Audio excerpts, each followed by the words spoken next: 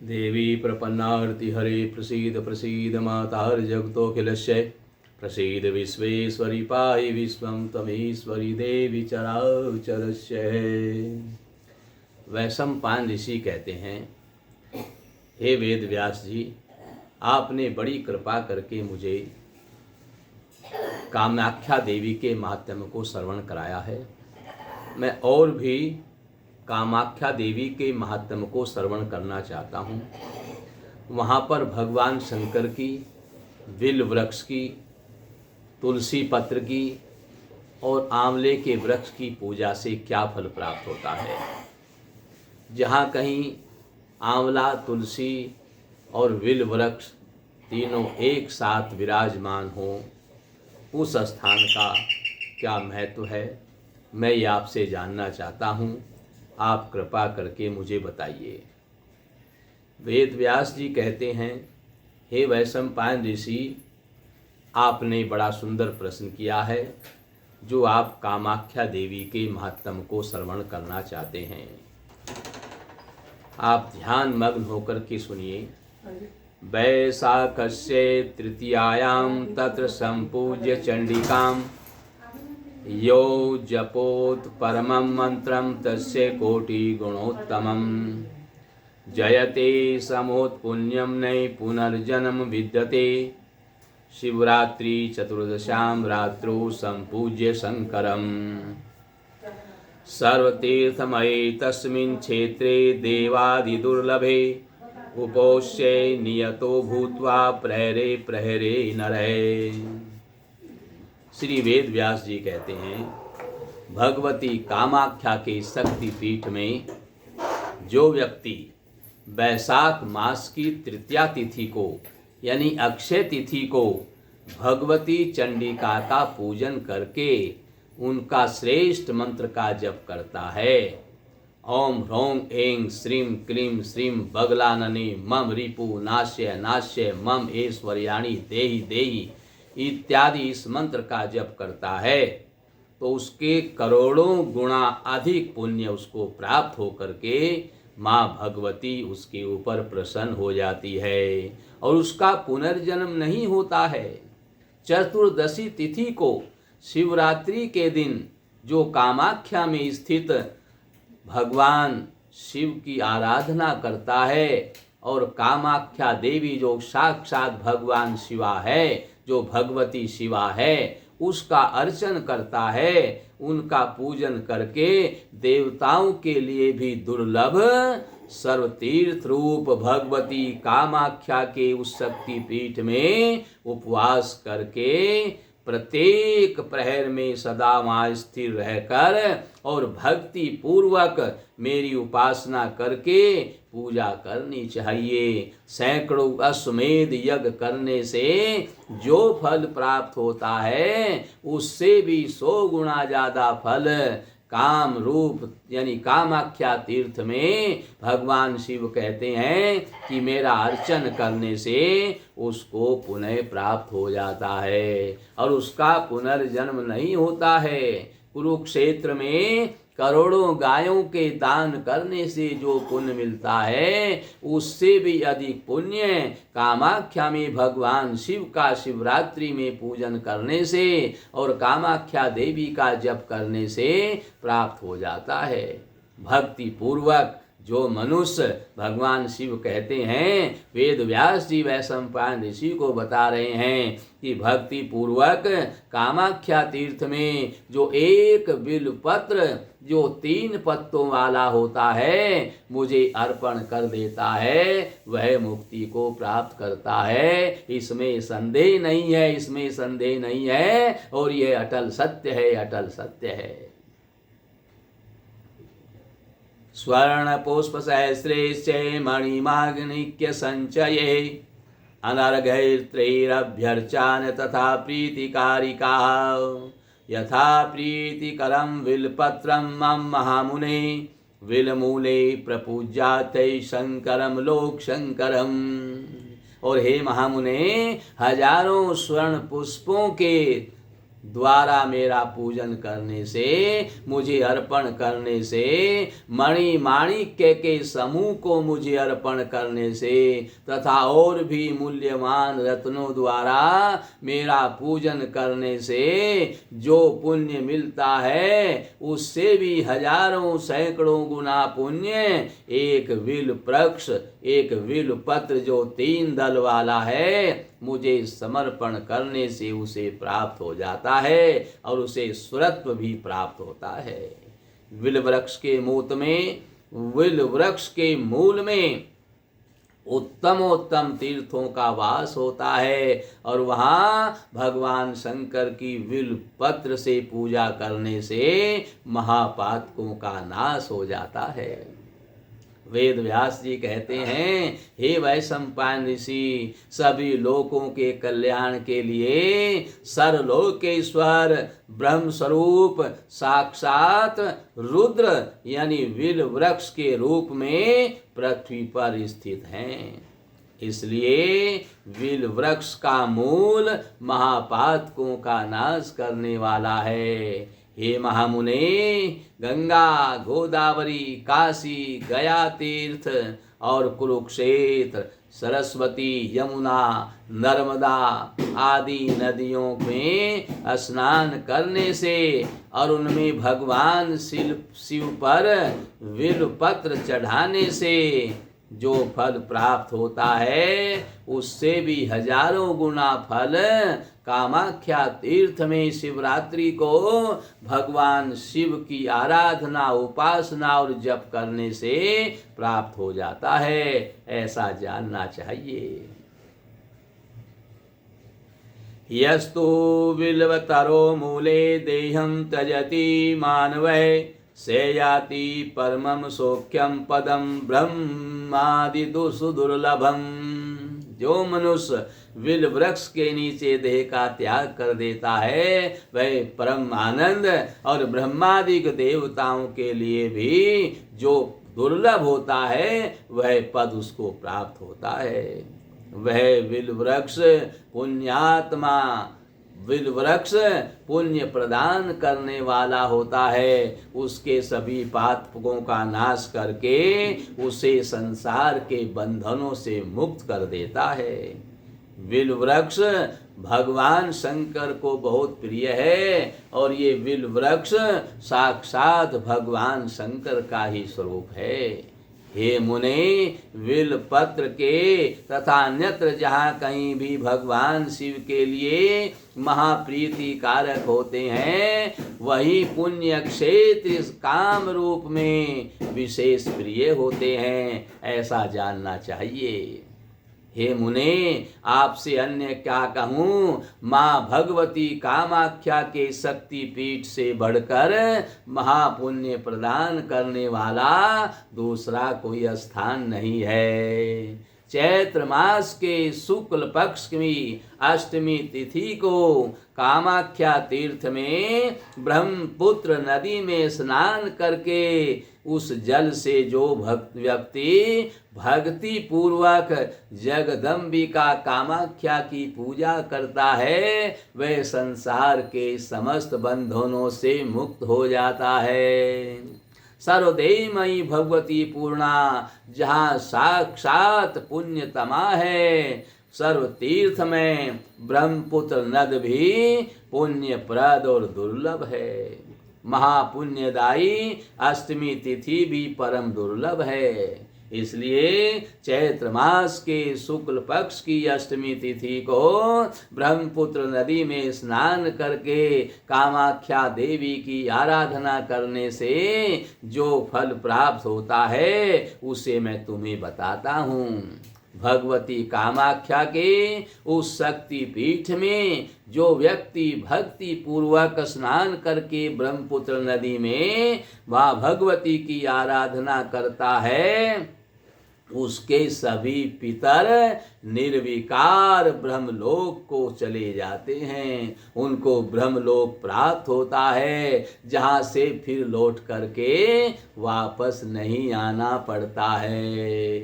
तो वहाँ पर पितरों का श्राद्ध करने से पितृ जितने प्रसन्न होते हैं, जितनी पितरों की प्रसन्नता होती है, इतनी और किसी तीर्थ में नहीं होती है। इसलिए कामाख्या तीर्थ में माँ भगवती की आराधना तुलसी पत्र से, विल वृक्ष से और आंवले के फल से, बेल के फल से, आंवले के फल से और तुलसी के पत्र से माँ भगवती की आराधना हो जाए तो वह कामाख्या पीठ में ऐसा करने से परम पुण्यदायी हो जाता है। जहाँ कहीं तुलसी का पत्र हो, आंवले का भी वृक्ष हो और बिल वृक्ष भी हो, उससे बड़ा कोई तीर्थ नहीं होता है। यह देवी के परम पद को प्राप्त कर लेता है जो ऐसे स्थान पर माँ भगवती की पूजा करता है। वैशंपायन ऋषि कहते हैं, हे गुरुदेव, आपने तुलसी का बड़ा महत्व बताया है कि वहाँ पर कामाख्या तीर्थ में तुलसी से भगवान की पूजा करने से, विल्व फल से भगवती की पूजा करने से और आंवले के फल से पूजा करने के लिए विशेष लाभ होता है। अतः मैं इनके भी महत्व को जानना चाहता हूँ। इस प्रकार से वैशंपायन ऋषि के पूछने पर वेद व्यास ऋषि बोले, श्रुतं भवन मुखां भोजान महत्यं परमेश्वरे योनिपीठस्य तीर्थस्य महापातकनाशनं तत्र तयोक्तं संक्षेपाद्विल्पत्रस्य चेश्वरे अनन्तम् अनुत्तमं महापुण्यं महात्म्यं तत्सश्रुतम्। मैं आपको पातकों का नाश करने वाले योनि पीठ तीर्थ का महात्म आपको श्रवण करा रहा हूँ। आप ध्यान मग्न होकर के सुनिए। तुलसी का महात्म्य भी संक्षेप में सुनिए, विल वृक्ष का महात्म्य भी आप सुन रहे हो और आंवले का भी महात्म्य आप संक्षेप में मुझसे सुनिए। सभी लोगों के रक्षक विश्वात्मा विश्वपालक भगवान पुरुषोत्तम ही तुलसी के रूप में प्रतिष्ठित हैं। ये तुलसी भगवान विष्णु का ही साक्षात स्वरूप है। इसका दर्शन करने से, इसका स्पर्श करने से और नाम संकीर्तन करने से तथा प्रदान करने से भी तुलसी सभी को पुण्य देने वाली है, सभी पापों का नाश कर देने वाली है। आप तुलसी का स्मरण करें, तुलसी का स्पर्श करें, तुलसी को किसी को प्रदान कर दें तो ये सब पापों का नाश करने वाली है। अतः प्रातः काल उठकर ब्रह्म मुहूर्त में जो तुलसी को नमस्कार करता है, जो व्यक्ति तुलसी का दर्शन करता है, उसके समस्त पाप नष्ट हो जाते हैं और वह समस्त पापों से छूटकर परम पवित्र हो जाता है और भगवान विष्णु का प्यारा हो जाता है। हे मुने, वही दिन शुभ कहा गया है जिस दिन तुलसी वृक्ष का दर्शन होता है और तुलसी वृक्ष के दर्शन मात्र से सारे पाप नष्ट हो जाते हैं। अशुचिर्वा शुचिर्वापि ये स्पर्शेत् तुलसी दलम सर्वपाप विनिर्मुक्तः शरणात् सुधाम या प्रयाति चैवदं विष्णुरान्ते देव दुर्लभम तुलसी स्प्रसनम मुक्ति तुलसी स्प्रसनम व्रतम। और वह सभी पापों से मुक्त हो जाता है जो तुलसी का स्पर्श कर लेता है तथा अंत में देवी के लिए भी जो दुर्लभ है उस विष्णु लोक को प्राप्त करता है। तुलसी का स्पर्श करने मात्र से ही मुक्ति हो जाती है और वही परम व्रत है। हे मुनि श्रेष्ठ, जिस व्यक्ति ने तुलसी के वृक्ष की प्रदक्षिणा कर ली उसने समझो साक्षात भगवान विष्णु की प्रदक्षिणा करी है, इसमें कोई संदेह नहीं है। जो मानव श्रेष्ठ भक्ति पूर्वक तुलसी को प्रणाम करता है वह भगवान के सायुज्य लोक को प्राप्त करता है और पुनः पृथ्वी पर जन्म नहीं लेता है। हे मुनि श्रेष्ठ, जहाँ तुलसी कानन है और वहाँ लक्ष्मी और सरस्वती सदा विराजमान रहती हैं, और भगवान विष्णु भी साक्षात उसके यहाँ विराजमान रहते हैं। वहाँ रुद्र के सहित भगवान शिव, ब्रह्मा और विष्णु तीनों देवता विराजमान रहते हैं। वह भगवान विष्णु का बैकुंठ धाम हो जाता है, उसको भगवान विष्णु का बैकुंठ प्राप्त हो जाता है। जो व्यक्ति स्नान करके उस पाप नाशक क्षेत्र का मार्जन करता है, वह भी पाप से मुक्त होकर के स्वर्ग लोक को प्राप्त करता है। वैशंपायन ऋषि से वेद व्यास जी कहते हैं, हे मुनि श्रेष्ठ, जो व्यक्ति तुलसी के वृक्ष की मूल में स्थित मिट्टी को ललाट पर, कंठ में, भुजाओं में, स्तन में, जंघाओं में, दोनों हाथों में, मस्तक पर, पीठ पर और दोनों बगल तथा नाभि पर उस तुलसी की मिट्टी का तिलक लगाता है, वह पुण्यात्मा को उसको श्रेष्ठ वैष्णव समझना चाहिए। जो व्यक्ति तुलसी मंजरी से भगवान की पूजा करता है, उसे भी सब पापों से रहित वैष्णव ही समझना चाहिए। जो व्यक्ति वैशाख में, कार्तिक में अथवा माघ मास में प्रातःकाल स्नान करके परमात्मा सुरेश्वर भगवान विष्णु को विधि विधान से तुलसी पत्र अर्पित करता है, उसका पुण्य फल अनंत कहा गया है। 10,000 गायें दान करने से तथा सैकड़ों वाजपेय यज्ञ करने से जो पुण्य प्राप्त होता है, वही पुण्य कार्तिक मास में भगवती माँ कामाख्या देवी के स्थान पर उस शक्ति पीठ पर पूजन करने से प्राप्त हो जाता है।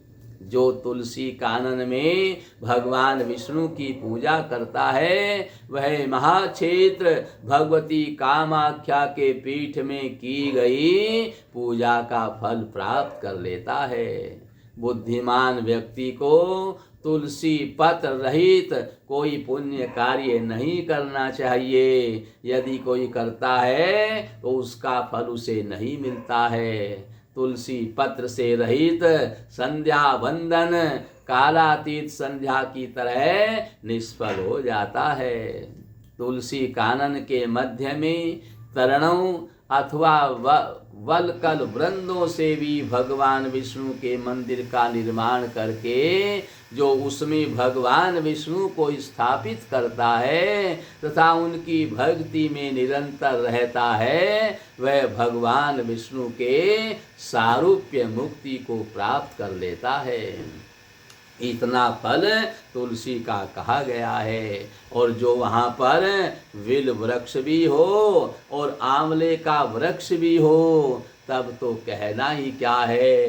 तब वहाँ ब्रह्मा विष्णु महेश सभी देवता विराजमान हो जाते हैं। और इन तीनों वृक्षों के सामीप्य में कामाख्या देवी तीर्थ पीठ में पूजन करने से सभी देवता प्रसन्न हो जाते हैं। जहाँ पर ये तीनों वृक्ष विल्व, तुलसी और आंवला विराजमान होते हैं, ऐसे स्थान पर पूजा करने से कामाख्या तीर्थ में की गई पूजा के समान फल प्राप्त होता है। इस प्रकार से तुलसी वृक्ष के निकट देह का त्याग करने वाले मनुष्य की मुक्ति अवश्य हो जाती है। यदि अत्यंत भाग्यवश आंवले का वृक्ष भी वहाँ हो तो उसके समस्त पापों का नाश हो करके वह परम गति को प्राप्त करता है और उसका पुनर्जन्म नहीं होता है। इस प्रकार आंवले के निकट, विल वृक्ष के निकट वह स्थान वाराणसी के समान महातीर्थ हो जाता है। उस स्थान पर भगवान शंकर, देवी भगवती तथा भगवान विष्णु का भक्ति भाव से किया गया पूजन महापातकों का नाश करने वाला तथा बहुत ही पुण्य प्रदान करने वाला होता है।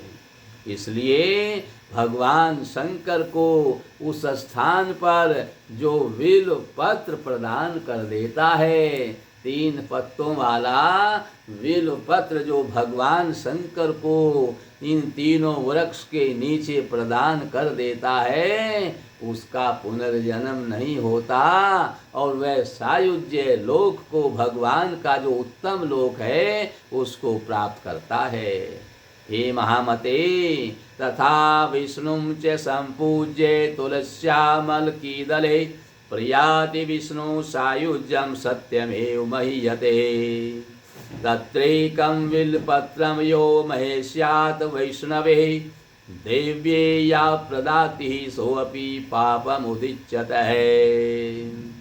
हे महामते, उसी प्रकार तुलसी पत्र तथा धात्री पत्र यानी आंवलों के पत्तों के द्वारा भगवान विष्णु की पूजा करने से वह व्यक्ति भगवान विष्णु के सायुज्य मुक्ति को प्राप्त कर लेता है। इसमें संदेह नहीं है और यह बिल्कुल सत्य है। जो व्यक्ति वहाँ भगवान विष्णु, भगवान शिव अथवा भगवती को 3 पत्तों वाला बिल्व पत्र अर्पण कर देता है, वह भी पापों से मुक्त हो जाता है।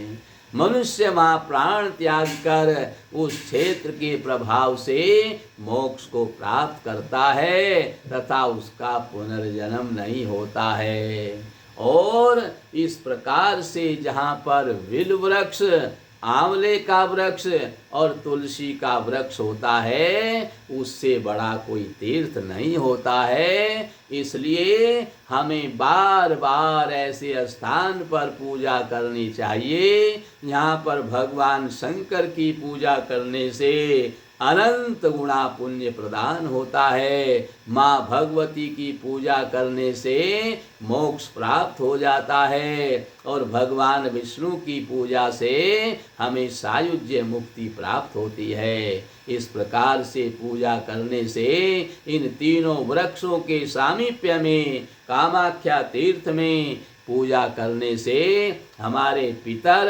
ब्रह्मलोक को चले जाते हैं, उनका पुनर्जन्म नहीं होता है, उनकी भी मुक्ति होती है। और इन तीनों वृक्षों के नीचे पितरों का श्राद्ध करने से उन्हें अनंत सुख प्राप्त होता है और सुख प्राप्त होकर के वे आशीर्वाद देते हैं और धन धान्य से, पुत्र पौत्र आदि से परिपूर्ण कर देते हैं। इस प्रकार से इन तीनों वृक्षों के नीचे पूजा करने से विशेष महत्व बतलाया गया है। वेद व्यास ऋषि कहते हैं, हे वैशंपायन जी, इस प्रकार से जो इस महात्म्य को श्रवण करता है अथवा श्रवण कराता है, ये दोनों ही पापों से मुक्त होकर के महापात की होने पर भी पाप मुक्त होकर के स्वर्ग को प्राप्त होते हैं और भगवती माँ भगवती शिवा की इनके ऊपर विशेष कृपा हो जाती है।